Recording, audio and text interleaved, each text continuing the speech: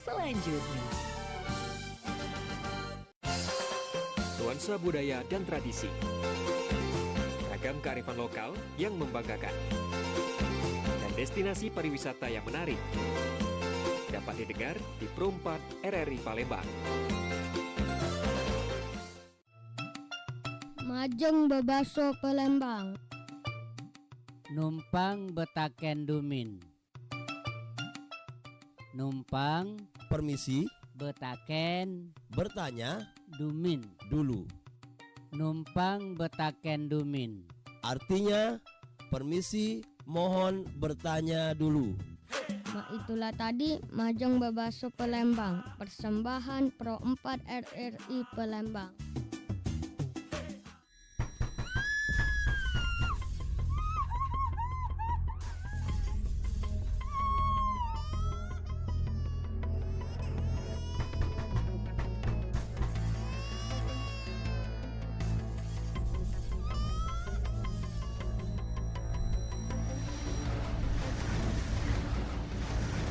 Stop kekerasan pada anak dan perempuan.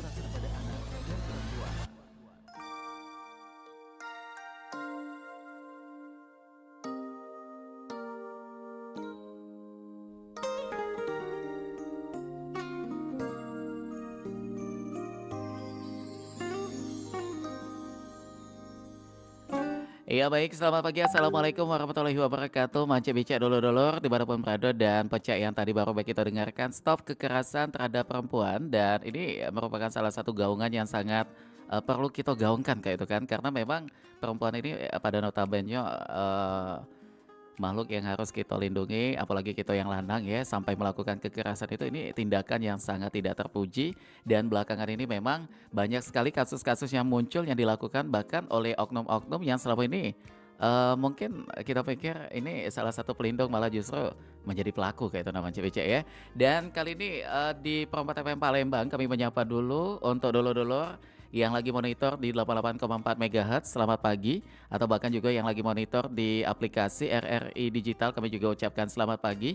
Atau bahkan yang lagi menyaksikan tayangan kami di channel YouTube Perempat Palembang, juga selamat pagi. Oke, nah ini berkaitan yang tadi sudah kulo sampaikan di awal. Ini kita bakal ngebahas tentang stop kekerasan terhadap perempuan. Nah jadi ini penting untuk disimak, atau bahkan untuk mencebiceknya jangan takut ya untuk ikut bergabung mengenai obrolan kami ini. Jangan sampai giliran tadi kita acara santai banyak yang telepon, tapi untuk obrolan ini karena belum ada rasa keberanian untuk menyampaikan apa yang dialami, jadi agak sedikit cak mano ya. Mumpung ini ada pakar-pakarnya dan juga ada ahli-ahlinya di sini, jadi silakan 351656. Ini langsung kita bakal angkat teleponnya. Langsung kita bakal kenalan.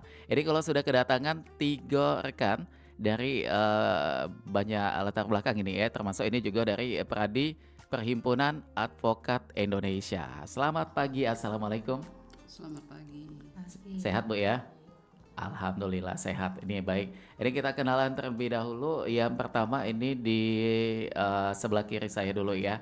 Ini ada Dr. Natasha RSIKOM SHMH, benar ya Mbak ya? Oke. Selamat pagi juga nih. Ibu ya kita panggilnya ya. Sehat Bu ya? Oke, kalau Bu Natasha ini sebagai Dewan Pengurus Pusat IKADIN. Luar biasa sekali. Ikatan Advokat Indonesia. Yang terpusatkan juga saat ini di mana kotanya tuh? Di Jakarta. Di Palembang juga ada ya? Ada. Jadi artinya Ibu Natasha ini bukan menetap asli di Palembang? PP ya? Ya, seringnya. Mostly kebanyakan ada di Jakarta, Palembang, Semarang. Oke, tergantung dengan kegiatan dan agenda acaranya begitu ya. Luar biasa sekali, baik. Dan juga di sebelah kiri Bu Natasha juga ini sudah hadir. Ada Ibu Dr. Anda Indriati MPD, benar ya Bu ya? Iya betul. Luar biasa sekali. Ini kali kedua kita berjumpa. Betul. Sehat Bu kabarnya? Alhamdulillah sehat. Alhamdulillah. Kalau Ibu, siapa nih kita panggil ya? Ibu Iin atau Ibu Indri? Ibu Indri. Ibu Indri ya. Ibu Indri ini sebagai komisaris dan juga pemilik Rumah Sakit Sriwijaya dan juga merupakan ketua Palembang Women Club. Betul. Wah, luar biasa sekali nih ya. Oke. Dan di sebelah kirinya satu lagi nih yang sudah tidak asing juga ya. Kalau di Perempat FM Palembang sudah banyak sekali edukasi mengenai dunia hukum yang selalu kita nantikan dari beliau. Ini ada Ibu Dr. Haja Nurbala SHMH CLA. Selamat pagi Bu. Selamat pagi. Ini sebagai Wasekjen DPN Pradi, apa tuh Bu? Wakil Dewan Pimpinan Dewan. Nasional Perhimpunan Advokat Indonesia. Oke, luar biasa sekali ya. Dan tentunya ketiga ini memang tergabung dalam Perhimpunan Advokat Indonesia, atau kalau Ibu Indriati kayaknya beda ya. Beda. Tapi tetap kita butuhkan suaranya juga di sini ya, karena kita menyangkut tentang stop kekerasan terhadap perempuan. Nah, mungkin untuk mengawali yang pertama kali, kita pengen tahu dulu kondisi terhadap kejadian dulu nih. Banyak sekali kejadian belakangan ini mengenai kekerasan terhadap perempuan. Bagaimana? Mungkin dari Bu Nurmala dulu. Selamat pagi pemirsa. Iya. Sesuai dengan tema kita pagi ini adalah stop kekerasan terhadap perempuan. Kenapa tema ini ya, kalau kita dengar baru-baru ini baik di medsos atau media elektronik dan media cetak, banyak sekali memberitakan tentang hal-hal berkaitan dengan kekerasan. Dan kalau kita lihat baru-baru ini kekerasan itu Tidak hentinya Bu ya. dilakukan oleh berbagai profesi ya. Itu. Ada dokter, ada polisi, Ini oknum ya Bu ya. ada mantan anggota DPR Waduh. ya, kalau saya mengikuti berita-berita di media. Artinya apa? Kekerasan itu Yang barusan update juga ada lagi nih Bu, apa? yang di Palembang nih kejadiannya tuh, yang masih hubungan pacaran sampai diancam pakai iya. pistol itu Nah, Bu. itu oknum polisi. Itu Makanya saya oknum bilang tadi ya. kekerasan seksual, kekerasan ya, maksudnya khusus Kekerasan itu. kekerasan itu tidak hanya terjadi pada masyarakat menengah ke bawah, Iya.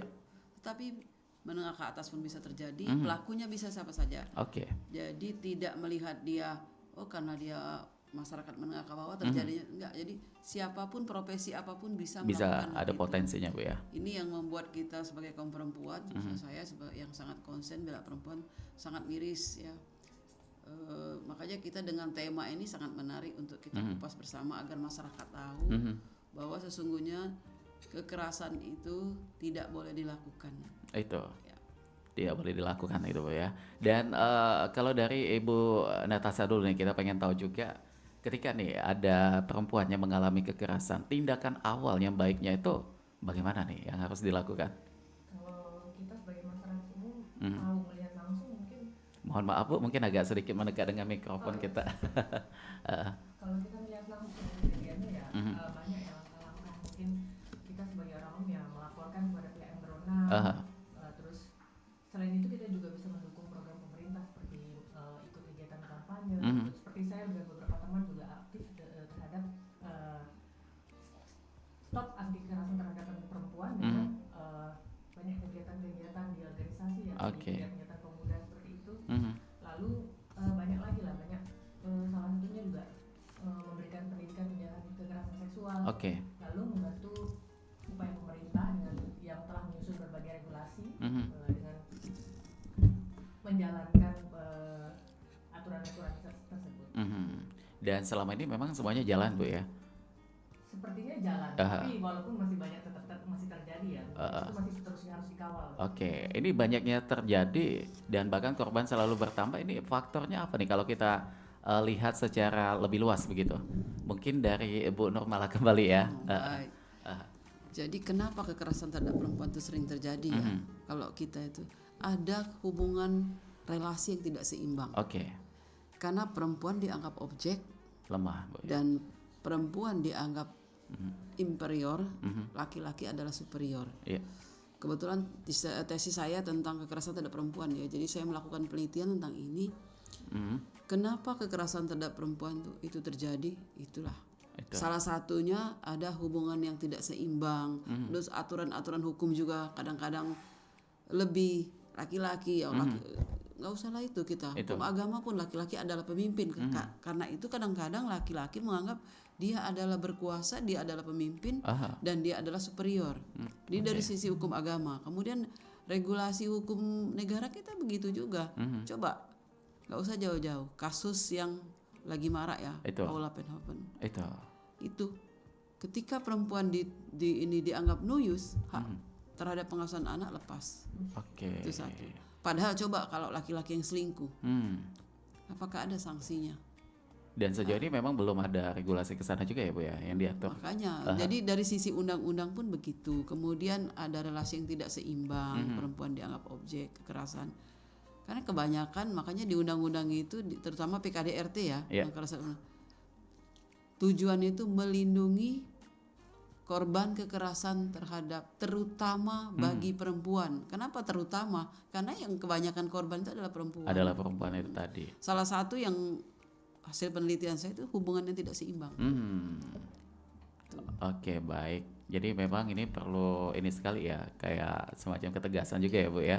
Bagaimana aturan ini supaya bisa begitu menyentuh ke masyarakat, akhirnya akan ada timbul keberanian untuk salah satunya bersuara atau melapor itu tadi. Nah kalau dari Ibu Indriati kita pengen tahu Palembang Women Club gitu kayak Iya. dari namanya aja kita sudah menarik sebuah pengertian bahwa woman, wanita juga ya di sini ya. Nah dengan kekerasan terhadap perempuan, program apa nih Bu yang biasanya ada kaitannya ke situ? Nah, kita biasanya kalau dulu kita mengadakan talk show untuk tentang yang membahas tentang kekerasan terhadap perempuan, dan kita memberikan pengarahan atau juga ilmu ya untuk ibu-ibu, terutama ibu-ibu yang berkeluarga yang mungkin tadi katanya tidak ada keseimbangan ya. Itu. Mungkin itu juga ada faktor ekonomi dan sebagainya, sehingga perempuan itu di bawah suami, karena dia merasa dia itu semuanya ditanggung oleh suami. Itu. Nah itu kita memberikan gambaran, memberikan ilmu lah terhadap ibu-ibu, bagaimana itu bentuk kekerasan terhadap perempuan dan bagaimana untuk mencegah terjadinya kekerasan terhadap perempuan, apa saja yang perlu kita lakukan. Dan ya tentunya itu mungkin salah satu adalah faktor ekonomi. Itu paling banyak ya Bu ya Iya, faktornya ya. faktor ekonomi. Ekonomi Makanya itu. kami menekankan untuk perempuan itu dia tetaplah jadi selain sebagai seorang ibu, sebagai seorang istri juga dia tetap harus mandiri secara finansial. Oke, apalagi sudah emansipasi wanita ya Bu ya untuk saat ini ya. Dan teman-teman di Women Club ini bagaimana untuk menyuarakan kekerasan terhadap perempuan ini supaya bisa stop nih? Bagaimana nih Bu? Mungkin kita bisa berkolaborasi Oke. dengan Ibu Haja Nurmala ya. Kebetulan beliau ini adalah sebagai penasihat hukum Oke. Palembang Women's Club. Dulu kita juga pernah melakukan talk show bersama Ibu Nurmala dan terus juga siapa yang kalau nggak salah Ibu Yeni itu juga ya. Dan mungkin kedepannya juga kita akan melakukan lagi memberikan pencerahan-pencerahan atau kita punya keinginan ini untuk bekerja sama misalnya dengan daerah-daerah Oke. dengan melakukan talk show juga atau memberikan Turun langsung ke lapangan Ya, mungkin Bu turun ya, langsung ke melihat bagaimana lapangan. kondisi perempuan yang ada Iya. di sekitar kita ini mungkin salah Iya. satunya ya.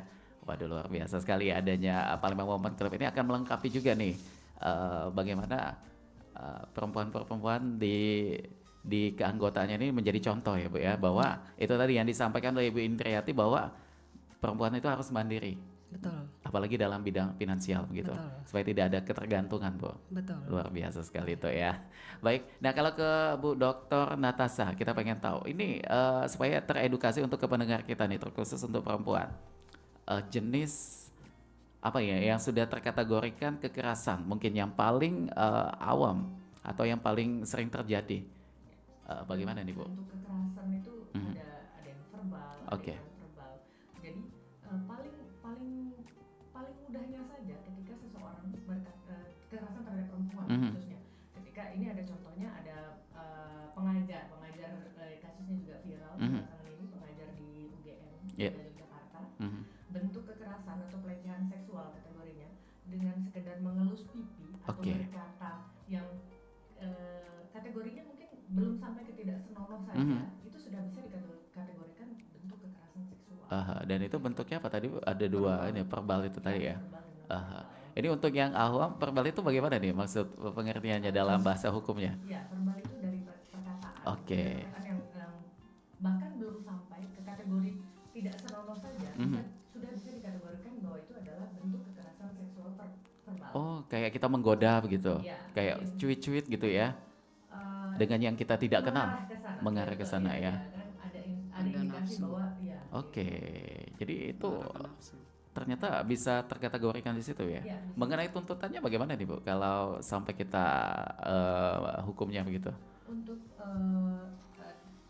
ada kita ada payung hukum undang-undang TPKS tindak pidana kekerasan seksual. Ya. Itu undang-undang nomor 12 tahun 2022. Mhm. Nah, di situ ancaman pidananya ada di pasal 6B C atau junto pasal 15 Mhm. yaitu ada denda maksimal 300 juta rupiah Oke. atau hukuman penjara maksimal 12 tahun. 12 tahun. Nah, ini yang perlu ditekankan juga nih, yang perlu diingat juga buat siapapun itu, terkhusus untuk calon-calon pelaku nih. Ya, Mudah-mudahan ini akan menjadi suatu renungan juga ya, bahwa tuntutannya tidak main-main nih. Dan kalau sampai ada banyak sekali kejadian yang saat ini termasuk maaf terkategorikan kekerasan seksual juga nih yang kita lihat yang dilakukan, yang disampaikan tadi oleh Bu Nurmala, pelakunya ini bahkan dari kalangan ini tadi ya, profesional begitu. Melihat dengan kondisi ini bagaimana nih Bu, kondisi masyarakat kita saat ini mengenai kekerasan ini kayaknya apa ya, kayak kita tuh susah memprediksi begitu situasi di lingkungan kita. Iya, saya katakan tadi ya, Mhm. faktor utama itu ada hubungan yang tidak seimbang, Iya. relasi tidak seimbang. Mhm. Jadi bisa terjadi dimanapun, kapanpun, dan oleh siapapun. Oke. Pelakunya bisa siapa saja. Kita tahulah kekerasan ini ibarat gunung es ya, kelihatan di atasnya damai tapi di bawahnya sungguhnya itu. Kenapa saya berpendapat demikian? Karena alhamdulillah ya banyak yang speak up berani terbuka. Ada yang tidak diungkapkan. Itu. Terutama kekerasan dalam rumah tangga itu banyak sekali. Karena jarang sekali orang mau berbicara karena menganggap rumah tangga adalah hal yang privat, bukan hal yang publik. Padahal itu sudah menjadi hal yang publik. Kekerasan dalam rumah tangga tidak hanya menjadi hal yang privat tapi sudah menjadi publik. Kita dalam salah satu pasal di Undang-Undang PKDRT itu kalau kita melihat atau menyaksikan orang umum kita bisa melaporkan. Makanya dia tidak termasuk hal yang privat. Nah, semakin hari semakin saya membuka data Sumatera Selatan ya, kekerasan secara umum di Sumatera Selatan. Kebetulan saya lagi menyusun buku tentang kekerasan terhadap perempuan. Jadi dari tahun ke tahun itu meningkat. Dari data yang didapat dari Dinas PPA Sumatera Selatan, yang paling tinggi kalau saya lihat itu Oki. Kabupaten Oki ya. Nah, ini setiap tahun meningkat. Ini baru untuk Sumatera Selatan. Secara Indonesia lebih lagi ya. Lebih banyak lagi Coba mungkin. kalau kita lihat baru-baru ini berita yang lagi viral, seorang dokter di Bahkan ini di Bandung, Garut dan juga Malang. Garut, Malang, dan baru-baru ini yang pacarnya ya, yang polisi menganiaya pacarnya. Nah, itu menunjukkan bahwa apa? Pelaku daripada kekerasan itu bukan hanya orang tidak berpendidikan, tapi profesional berpendidikan itu bisa melakukan hal itu. Kalau ditanya kenapa masih meningkat, itu banyak hal sebenarnya. Karena regulasi hukum kita sendiri ya, salah satu juga kurang tidak diterapkannya secara maksimal hukuman. Kemudian kadang-kadang kalau yang berani melapor, berani speak up, ada cenderung pihak yang menyalahkan. Nah, ketika kekerasan seksual, kenapa pula pakai baju seperti itu, buka-buka itu memancing, terus kenapa tidak melawan, kenapa baru melapor? Jadi ada stigma seolah-olah menyalahkan korban. Nah, disinilah membuat penegakan hukum itu jadi terhambat juga. Akibatnya apa? Korban malas melapor. Yang ketiga lagi ada lagi penerapan hukum yang tidak maksimal. Penerapan hukum tidak maksimal. Terus ada paradigma berpikir daripada aparat penegak hukum khususnya penyidik. Kan kalau namanya kekerasan seksual jarang sekali ada bukti yang melihat langsung.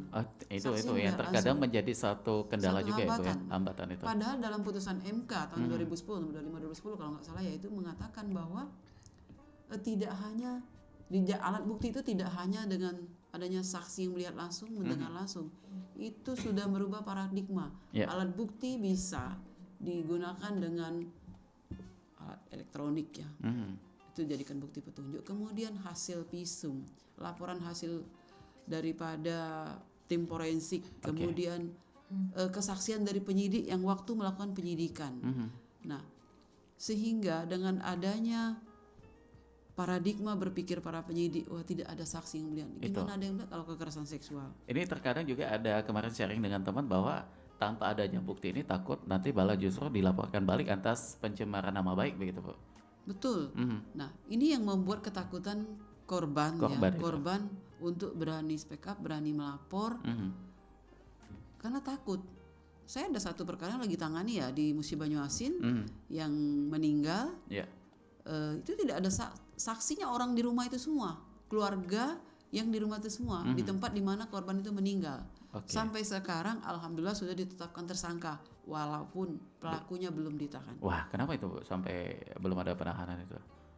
Mungkin Itu karena tadi. itu tadi ya bukti tadi ya. Sudah Mungkin. 1 tahun lebih lah, 1 tahun dia laporannya itu.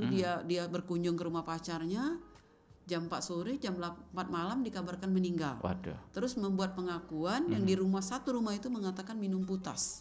Faktanya itu nggak ada saksi lama. Terus saya bolak-balik mengurus perkara itu. Akhirnya kita minta otopsi kan, pada waktu hasil otopsi mengatakan bukan meninggal karena racun, Itu. diduga karena lemas dan ada persetubuhan baru. Artinya sebelum meninggal antara itu patut diduga ada melakukan hubungan suami istri atau persetubuhan. Termasuk kekerasan seksual juga Bu ya. Tapi alhamdulillah, nah kita panggil ahli racun kan nggak ada, sulit menemukannya. Tapi saya mendapatkan dari Unsri. Nah itu juga alhamdulillah dengan kita, saya berapa kali harus datang bolak-balik dengan biaya sendiri itu. Sekarang sudah ditetapkan tersangka, terduga pelaku sudah ditetapkan tersangka, tapi belum dilakukan penahanan. Ini polisi masih mendalami lagi. Nah itu apa? Kesulitannya apa yang ada di paradigma para penegak hukum ini? Alat bukti yang selalu berpikir bahwa alat bukti itu Sebagai harus ada saksi yang melihat, menyaksikan. Sementara korbannya kan meninggal. Begitu. Pelaku tidak mengaku, korban meninggal. Di sini kesulitan. Tapi itu tadi di putusan MK tahun 2010 itu mengatakan tidak harus ada saksi melihat, menyaksikan, tetapi harus ada visum, ada laporan dokter yang menyidik itu, yang melakukan visum ya, forensik, hasil autopsi menunjukkan itu.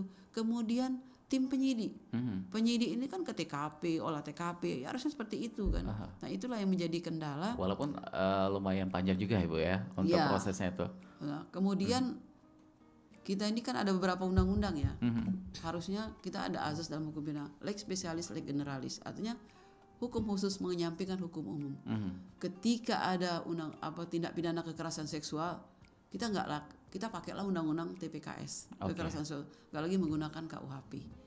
Karena apa? Kalau undang TPKS itu dia ada uang denda maksimal 300 juta. Jadi ada pemulihan hak lah terhadap korban.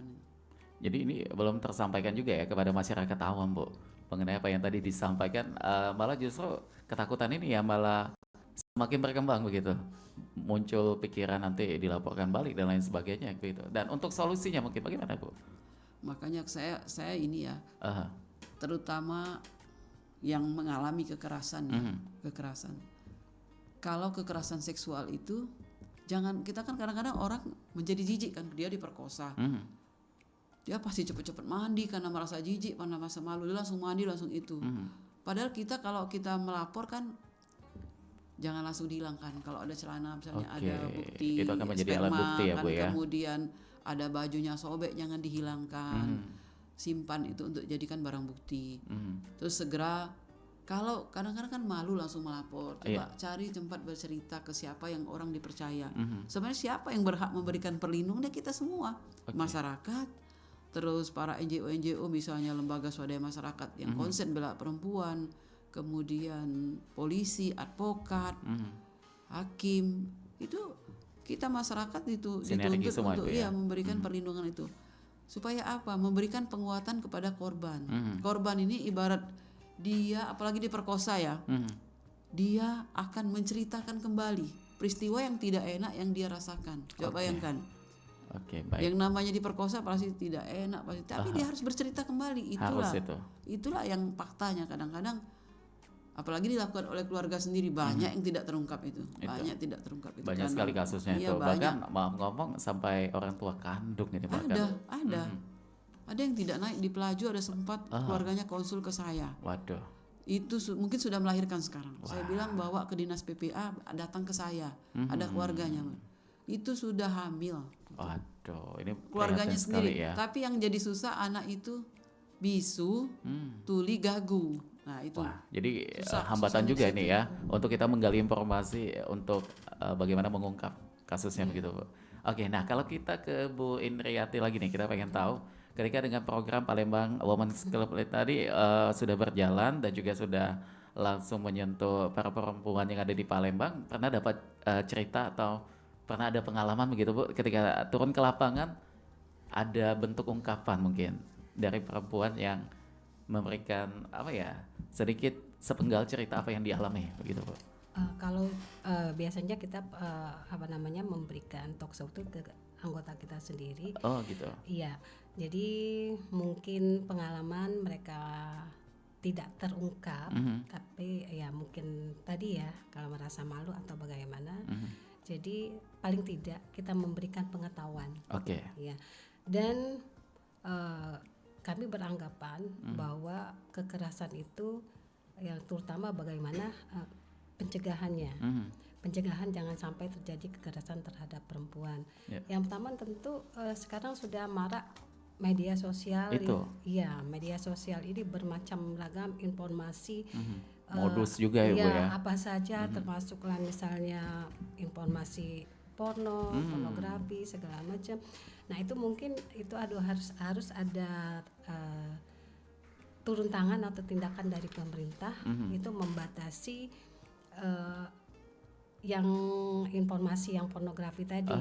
Terus kayak juga, pemblokiran begitu ya. Pemblokiran atau untuk anak usia berapa yang bisa atau orang usia berapa yang bisa menonton seperti itu. Oke. Ya, atau juga kita harus batasi karena disitulah nanti menyebabkan timbulnya karena sering menonton seperti itu timbulnya yang pikiran-pikiran yang tidak benar. Gitu.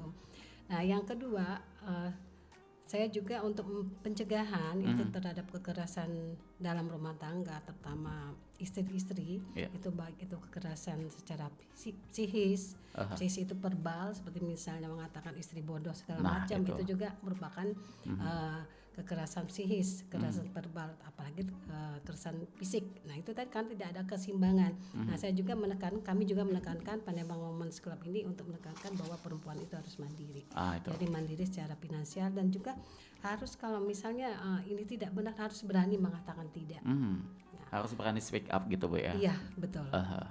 Oke, luar biasa sekali nih ya. Baik, nah ini kalau kita ke Bu Dokter Natasha nih, kita pengen tahu ini ada sedikit pertanyaan juga. Ini sebuah kejadian juga nih. Dia tuh ada hubungan pacaran begitu. Maaf sampai ada kontak fisik begitu ya.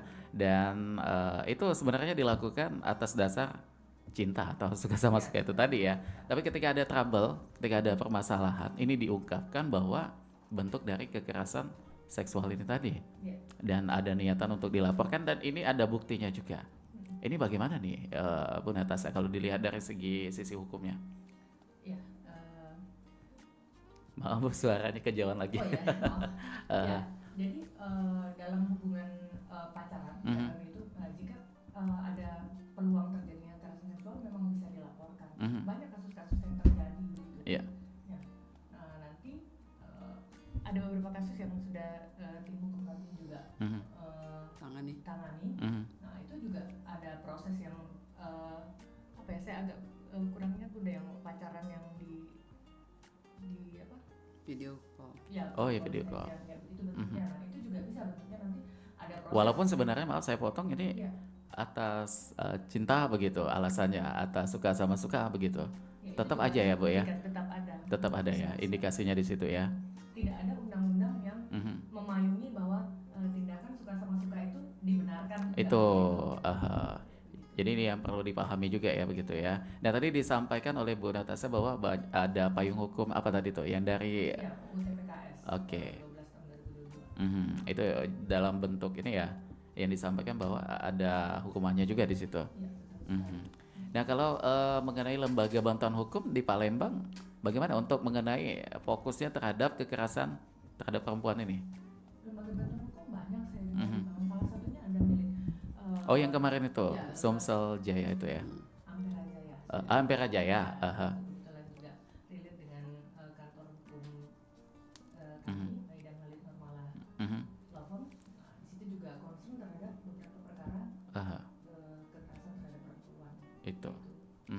Nah ini kekerasan terhadap perempuan juga termasuk masuk ranahnya ke rumah tangga ya, kekerasan terhadap. Ya, masuk di dalamnya Ah. rumah tangga termasuk. Jadi Mayoritas adalah korbannya adalah kaum minoritas itu sendiri, perempuan itu sendiri, inferior. Oke, baik. Dan sering terjadi juga kayak semacam apa ya, pemukulan juga terhadap istri. Dan kemarin juga ada beberapa berita juga yang viral, malah justru pelakunya yang perempuan nih. Iya. Bagaimana itu, Bu? Iya, tidak menutup kemungkinan memang. Bahkan sampai tragis sekali tuh. Iya. Itu juga tidak menutup kemungkinan. Jadi payung hukum itu tidak berlaku hanya untuk perempuan. Oke. Korban kekerasan dalam rumah tangga atau korban kekerasan itu bisa jadi juga laki-laki. Tapi umumnya terjadi karena ada hubungan realitas kausalitas antara superior dan inferior itu kebanyakan korbannya adalah perempuan. Kami concernnya memang kekerasan terhadap perempuan. Oke, baik. Nah ini ke Bu Nurmala lagi, kita pengen tahu supaya masyarakat menjadi lebih berani, Bu, tuntutan mengenai pidananya begitu. Kalau sampai adanya memar, luka, atau bahkan sampai ya terjadinya pemukulan yang luar biasa, itu bagaimana bentuk tuntutannya, Bu? Gini, kalau dia terjadi dalam rumah tangga kan acuannya adalah Undang-Undang PKDRT. Oh, beda ya. 18 gitu ya. Kalau dia di luar rumah tangga bisa menggunakan pasal-pasal dalam KUHP, atau kalau menyangkut kekerasan seksual dia menggunakan pasal-pasal dalam Undang-Undang 12 2022 itu Undang-Undang Tindak Pidana Kekerasan Seksual.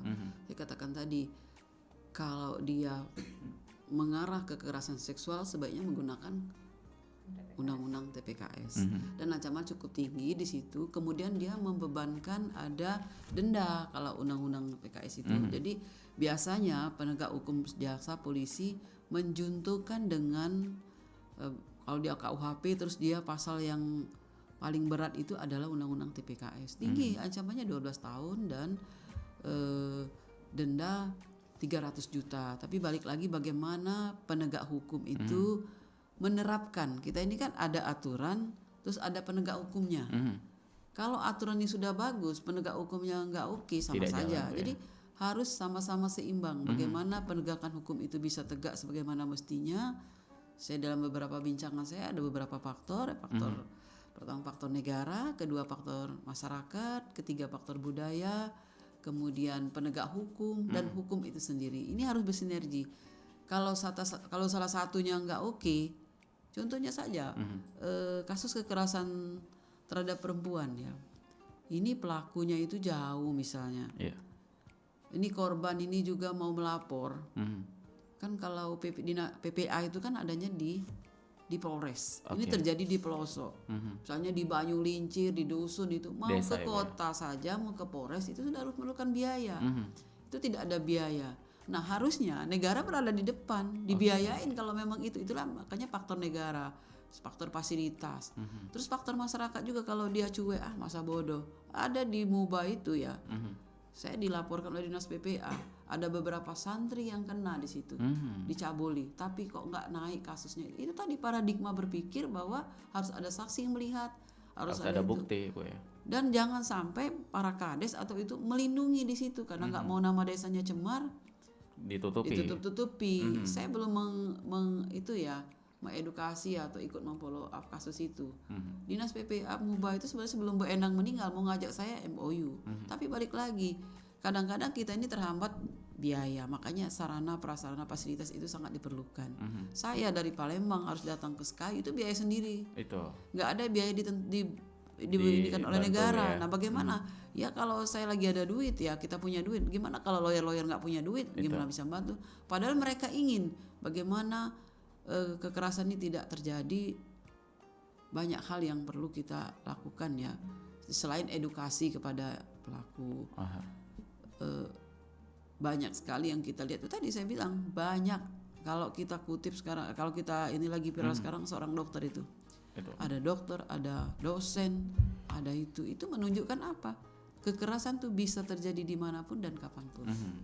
Nah ini kalau pada awalnya dalam keramaian mungkin, ini pemahaman juga yang perlu kita sampaikan ke pendengar kita dalam keramaian, baik itu dalam situasi yang mendesak, misal naik kendaraan umum, potensi untuk terjadinya pelecehan mungkin ya, Iya. lebih ke pelecehan kalau di situ. Bentuknya seperti apa nih dari Bu Dokter Natasha mungkin? Ya, bentuknya pengerikan aja sekedar dia mengusap pundak, Mhm. mengusap pipi atau bergesekan. Maaf kalau di kereta Iya. itu kan bergesekan, tapi ada indikasi bahwa dia sengaja menggesek-gesekan. Itu Mhm. udah salah satu bentuk. Dan itu bisa dilaporkan ya? Bisa dilaporkan. Ada pidana juga Bu? Ada pidana. Itu, jadi untuk perempuan jangan pernah takut ya untuk bersuara di sini ya. Karena memang itu tadi disampaikan oleh Ibu Natasha juga bahwa ada tuntutannya, ada pidana juga. Asal kita berani untuk speak up begitu. Ya, Mhm. ya betul.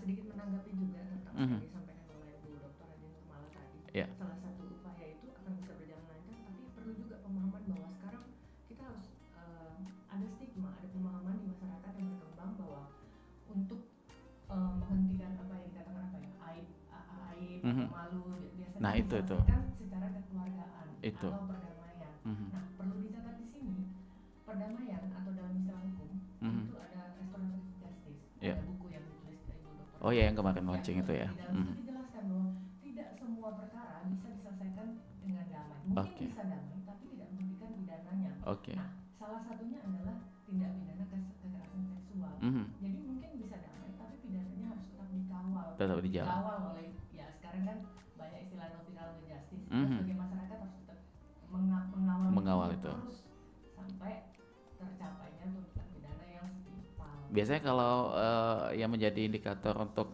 tidak berani speak up itu apa aja nih Bu? Ya, Kayak salah satunya aib mungkin tadi ya mungkin. malu. Atau seperti ini contohnya kasus yang viral kemarin. Mhm. Ternyata terjadinya laporan bukan karena viralnya video yang mohon maaf dokter yang Mhm. USG, bukan itu, tapi karena ada laporan kejadian lain, bukan Oke. karena sesuatu yang viral, itu kejadian lain yang terjadi di tempat lain gitu, bukan Mhm. pemerkosaan lain gitu. Dan akhirnya itu terungkap juga ya. Anggap juga bukan karena sesuatu yang viral Aha. itu gitu loh. Padahal videonya kalau kita lihat di sosmed udah kemana-mana tuh. Ya. Betul. Udah banyak dan malah tanpa sensor juga itu ya. Dan ini korbannya seperti kayak double juga nih dapat. Iya. Lebih dari satu. Lebih dari satu korban. begitu kan. Sementara ada 3 kalau Mhm. saya nggak salah baca gitu. Waduh. Dan Ini itu sanksi administratif tidak cukup loh untuk hanya kayak Mhm. pemberhentian, sanksi Oke. dari rumah sakit, mungkin ada pemeriksaan rumah sakit Mhm. di sini tidak menjalankan SOP dan lain-lain. oke. Tapi memang harus pidananya harus tetap berjalan. Mhm.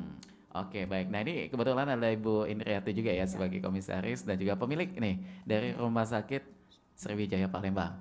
Menanggapi mungkin dengan viralnya kasus ini yang dilakukan juga oknum dari dokter itu tadi, bagaimana nih Bu? Aturan atau regulasi yang ada di rumah sakit, Anda ini bisa kita sampaikan begitu? Ya. Mhm. Jadi kalau di rumah sakit kita menerima dokter, Mhm. biasanya dokter baik itu dokter umum maupun dokter spesialis. Mhm. Ya, itu pertama kita lihat SIP-nya, Mhm. kemudian STR-nya, dan yang jelas setiap dokter itu akan ada sumpah dokter, Itu. ada kode etik dokter. Mhm. Sumpah dokter kalau nggak salah itu yang kedua, bahwa dokter dalam menjalankan melakukan Profesi. tindakannya, menjalankan profesinya itu dia harus menjaga martabatnya sebagai seorang dokter dan menjaga susilanya gitu. Jadi benar-benar dokter itu dianggap satu profesi yang mulia. Mulia. Nah, mungkin kalau di rumah sakit ya, kalau kemarin itu sepertinya rumah sakit pendidikan, di situ yang melakukannya adalah residen. Nah, Oke. iya, residen yang melakukan pengambilan darah ya. Nah, biasanya regulasinya kalau misalnya mengambil dokter yang menangani pasien itu dia akan memberikan penjelasan dulu.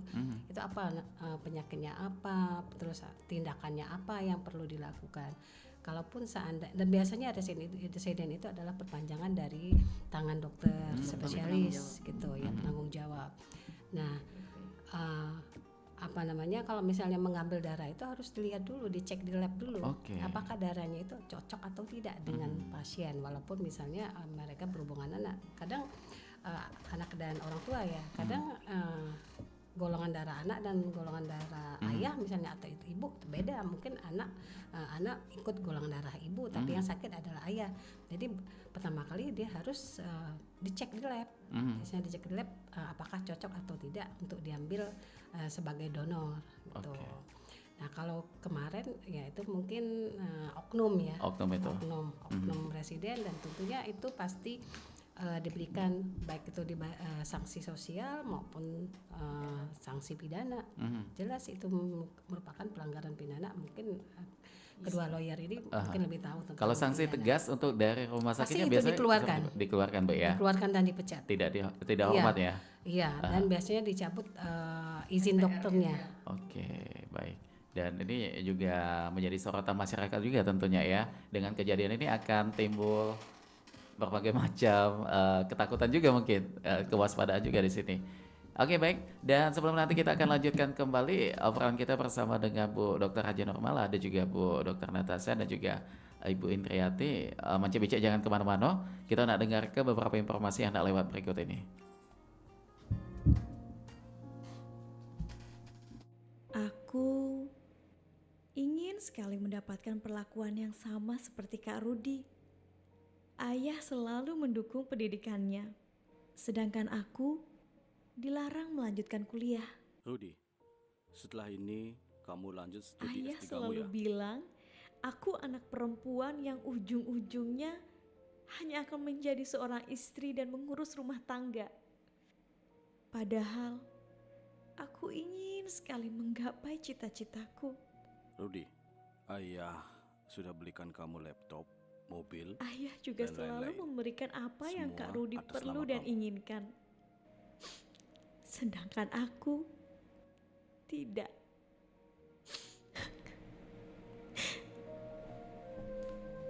Stop diskriminasi terhadap perempuan. Upayakan melakukan kesetaraan gender.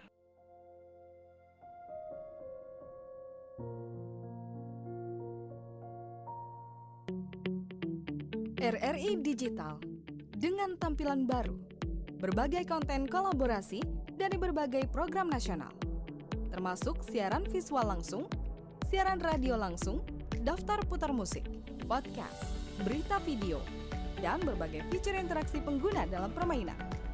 Berbagai konten menarik seperti suka, komentar, dan berbagi, serta obrolan langsung dengan penyiar dan pengguna. Pesan langsung dan fasilitas obrolan pribadi antara pengguna aplikasi juga tersedia. RRI Digital tersedia di Google Store dan App Store. RRI Digital. Nuansa budaya dan tradisi. Ragam kearifan lokal yang membanggakan. Dan destinasi pariwisata yang menarik. Dapat didengar di Pro 4 RRI Palembang.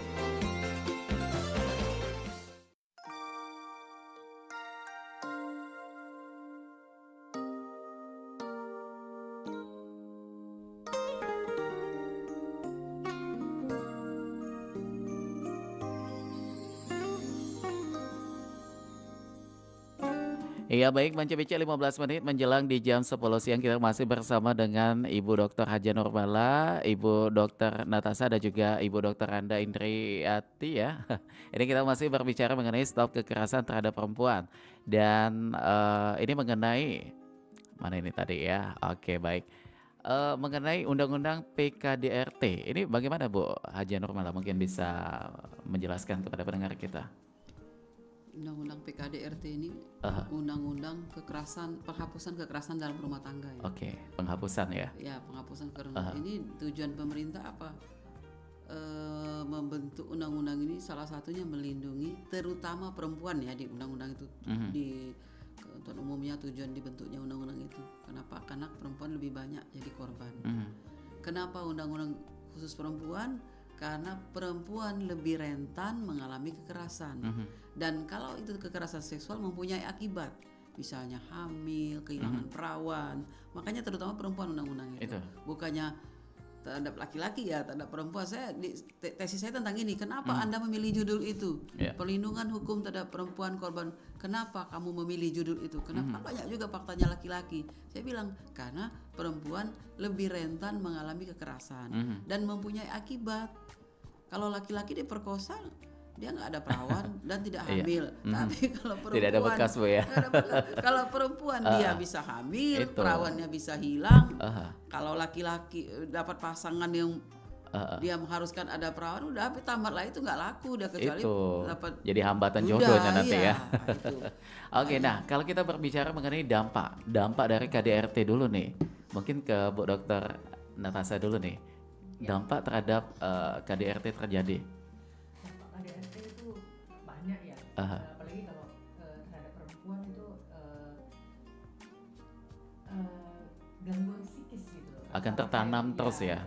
Trauma, terus rasa percaya diri berkurang, terus juga terhadap anak juga bisa menimbulkan trauma, menyaksikan kekerasan dalam rumah tangga yang terjadi terhadap orang tuanya, gitu.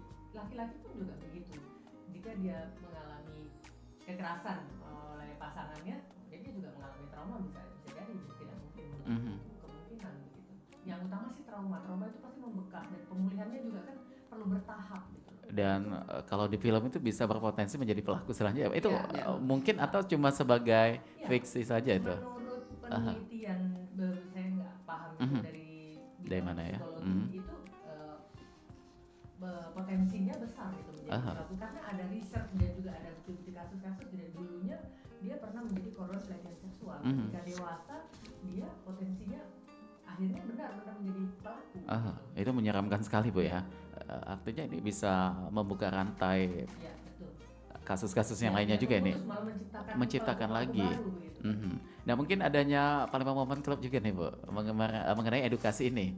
Bagaimana nih supaya masyarakat terutama untuk kaum perempuan yang menjadi korban supaya tidak terlalu trauma atau bahkan seperti yang tadi disampaikan oleh Bu Natasha tadi, supaya tersetopkan langsung nih dengan apa yang dialami. Kalau kami menyarankan dia pergi ke psikiater atau psikolog, jadi dia bisa bebas mengungkapkan apa yang terjadi, apa yang dialaminya, baik itu verbal atau misalnya fisik, dengan psikolog dan psikiater, dengan ahli ya, tentunya dengan ahli mereka dapat memberikan jalan keluar bagaimana untuk mengatasi trauma. Dan tentunya kita juga menyarankan kembali ke agama. Ya, kita tuh tetap ya berdoa kepada Tuhan bagaimana untuk menyelesaikan masalah ini, bagaimana untuk selanjutnya menjalani hidup. Supaya korbannya tidak namanya frustasi juga, takutnya sampai ke situ putus asa itu tadi ya. Nah kalau mengenai diskriminasi perempuan dari Bu Indriati, bagaimana nih Bu? Nah kalau diskriminasi perempuan ya kami sebagai perempuan tentunya menolak nih diskriminasi terhadap perempuan, atau lagi misalnya dalam pekerjaan, diskriminasi perempuan. Kadang memang perempuan ini dalam pekerjaan dia ada, tentu kalau dia sudah berkeluarga dalam masa muda ya tentu dia ada proses atau misalnya kehamilan gitu. Nah kadang perusahaan itu juga melihatnya seperti itu karena perempuan banyak cutinya. Itu diskriminasi mungkin di di pekerjaan tertentu tidak memperlakukan ini ya, Bu ya. Seperti itu. Oke, baik. Nah ini kalau dalam ruang lingkup keluarga nih, bentuk diskriminasi yang sering terjadi mungkin bagaimana itu? Sebagai orang tua mungkin. Iya, kalau saya tidak membedakan antara anak saya yang perempuan atau anak saya laki-laki, semuanya sama. Jadi mereka mendapatkan pendidikan sama, perlakuan yang sama, kasih sayang yang sama, jadi tidak ada membeda-bedakan. Baik, karena memang sudah seharusnya seperti itu juga ya Bu ya. Betul. Oke, baik. Nah ke Bu Haja Nurmala lagi, ini kita pengen tahu bahwa untuk di Palembang ada nggak tempat pengaduan mungkin supaya korban bisa lebih nyaman menceritakan atau speak up supaya ini bisa kasusnya itu terungkap begitu Bu? Ada sebenarnya dari dulu ada, kita di Palembang ini ada 2 lembaga ya yang konsen ya. Saya pun ikut tergabung dulu. Di situ. Dulu di LBH Asosiasi Perempuan untuk Keadilan, dulu saya penasehat di situ. Kemudian ada lagi Women Crisis Center Pusat Pembela Perempuan ada 2 di Palembang ini saya tahu. Kemudian ada lagi dinas PPA bisa kita gunakan juga. Kemudian ada lagi lembaga perlindungan anak, itu juga saya diminta untuk jadi penasehat untuk backup di situ. Di Sumsel ini ada. Kemudian kantor saya sendiri saya membuka diri untuk memberikan perlindungan tempat pengaduan, baik lembaga bantuan hukum saya ada 2 di Sumsel ini, lembaga bantuan hukum Ampera Jaya Sumsel berkantor di Jalan Sukabangun 1, kemudian di Sekayu, LKBH Muba itu di Kabupaten Musi Banyuasin di Sekayu kantor saya. Banyak tempat pengaduan. Mungkin saya harus beritahu juga kepada pemirsa ya, kekerasan itu bukan hanya fisik-fisikis ya. Ada fisik, ada psikis, ada kekerasan seksual, ada juga kekerasan ekonomi atau penelantaran rumah tangga. Oh, ada juga. Nah, jadi kalau suaminya tidak bertanggung jawab kepada anak dan istri, itu bisa dikenakan pasal penelantaran dalam rumah tangga. Itu bentuknya pidana juga, Bu ya? Pidana juga. Pidana jadi juga. Ketika ada orang tua ya, bapaknya terutama tidak memberikan nafkah kepada anak, kepada istri, itu bisa dilaporkan dengan mengundang-undang PKDRT. Walau maaf Bu, saya potong, ini anak hasil dari hubungan gelap begitu. Di dalam undang-undang PKDRT itu ya, yang dimaksud dalam ruang lingkup. Karena ada di sekitar kita juga seperti itu, Bu. Yang dimaksud dalam ruang lingkup rumah tangga itu kita harus tahu dulu. Yang dimaksud dalam ruang lingkup rumah tangga itu apa? Pertama adalah ayah, ibu, saudara, kakek atau orang yang menetap dalam rumah tangga. Itu dulu ya. Termasuk ART ya situ. Itu adalah ruang lingkup. Jadi kalau saya misalnya saya pukul pembantu atau saya menggunakan kata-kata yang sangat tidak sopan, kekerasan verbal terhadap pembantu, saya kena KDRT loh. Menggunakan undang-undang PKDRT. Jadi di dalam undang-undang PKDRT itu lingkupnya itu. Nah, kalau kita bicara anak ya, anak itu kan ada 2 ya. Ada anak yang didapat dari hasil perkawinan yang sah. Ya, itu apa perkawinan yang sah itu adalah perkawinan yang memenuhi Undang-Undang Nomor 1 Tahun 74. Bagaimana semestinya, Pak ya? Dicatatkan di catatan sipil. Artinya perkawinan itu tercatat.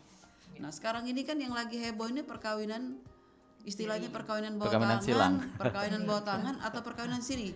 Bahkan ada lagi perkawinan kontrak itu di mana ya, di salah satu daerah. Itu yang banyak terjadi juga nih, Bu. Nah, kalau kita bicara hukum positif tentunya anak yang dari perkawinan yang sah. Yang sah yang itu anak. Takutnya nanti anak-anak yang tidak itu tadi malah justru tidak berani untuk speak up atau melapor. Makanya kalau jadi perempuan ya, saya pesan untuk perempuan-perempuan se-Indonesia dimanapun berada, jangan mau kalau dinikahi dengan perkawinan siri kan. Saya tahu perkawinan siri itu hanya untuk melepaskan secara dosa, agama ya. Untuk melepaskan dosa. Tapi bagaimana akibat hukum secara undang-undang perkawinan? Undang-undang 174 itu ada perkawinan yang sah, adalah perkawinan yang dicatatkan di catatan sipil menurut agama dan kepercayaannya masing-masing. Di situ dijelaskan ya. Artinya kalau tidak tercatat dia bukan perkawinan yang sah.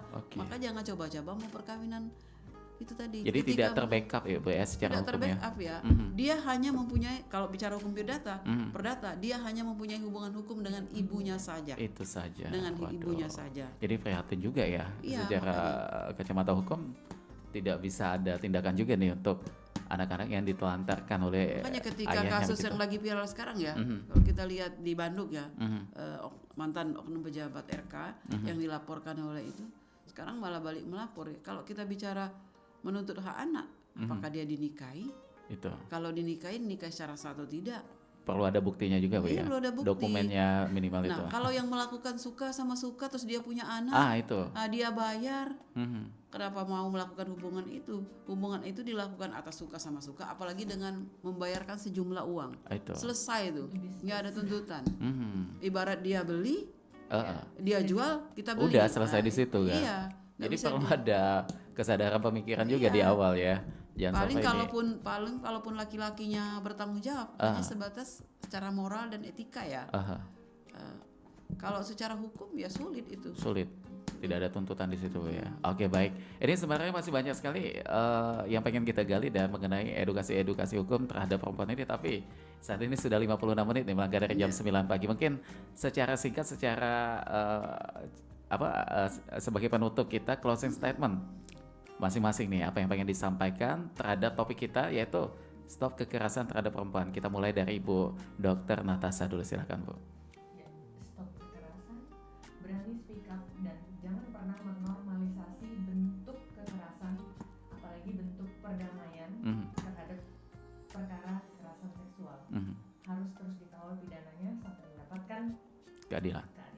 memaafkan boleh, tapi hukum tetap jalan ya Bu ya. Luar biasa sekali. Oke, dari Bu Dr. Anda Indriati apa yang pengen disampaikan? Kalau saya mungkin dalam bentuk pencegahan, jadi stop kekerasan terhadap perempuan dalam rumah, terutama dalam rumah tangga, bahwa perempuan itu harus mandiri dan juga ya itu yang pertama kali dia harus mandiri dan berani berbicara, berani speak up. Kalau misalnya terjadi kekerasan, ya dia harus berani melaporkan. Oke, luar biasa sekali ya. Ini pesan yang begitu sangat menyentuh nih. Oke, dan kalau dari Bu Dr. Haja Nurmala apa yang pengen disampaikan Ibu? Yang pertama, saya selalu konsen ya kampanye tentang penghapusan kekerasan terhadap perempuan. Mau itu terjadi di luar rumah tangga ataupun dalam rumah tangga. Yang jelas jangan jadikan perempuan sebagai objek kekerasan. Satu. Yang kedua, kekerasan dalam rumah tangga terutama dari suami ke istri tolong tidak dilakukan. Ada saya pernah membaca ya dari Nabi mengatakan bahwa janganlah kamu pukuli istrimu seperti binatang, sementara malamnya kamu menidurinya tanpa rasa malu. Karena apa? Orang Islam budaya malu itu nomor 1 yang dikedepankan. Jadi malu itu sebagian dari iman juga. Makanya kalau ada perjanjian pranikah perlu juga nggak itu Bu dicantumkan di situ untuk supaya semakin boleh, terjamin gitu. saja.